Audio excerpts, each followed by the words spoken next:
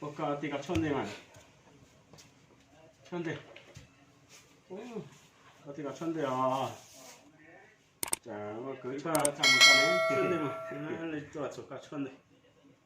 lên mà có chân đây thì này có cột giật thì em lấy cứ nó cái này cái chơi là lấy cho trong cái này nó giật thì có chân đây lấy chân đây có lá thì cũng cho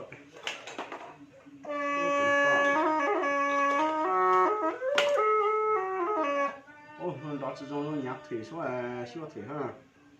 là nó phải có là sao số chặt, này, đó luôn là này đó,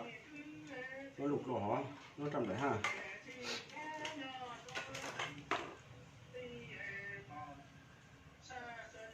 trầm đấy là những khẩu số này.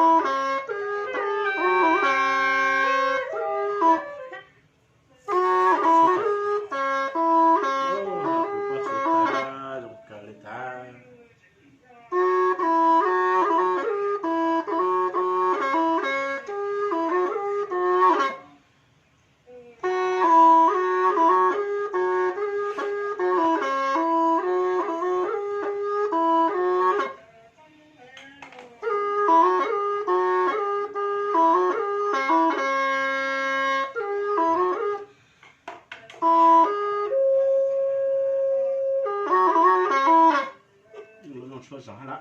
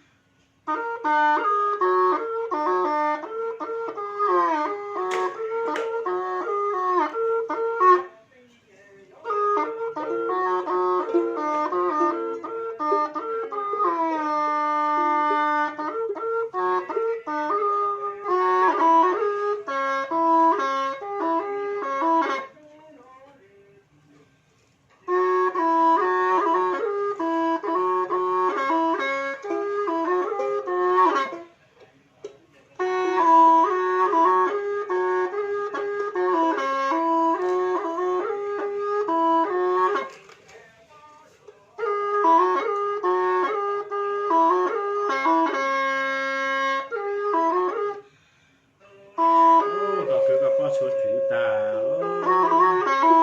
thọ bây giờ kia có số nó những cái số tốt được chứ số tàn đấy nồng á ra chỉ cho nó là số tàn đấy nồng là số cái là gì nè giống như cái tiền này chứ nè.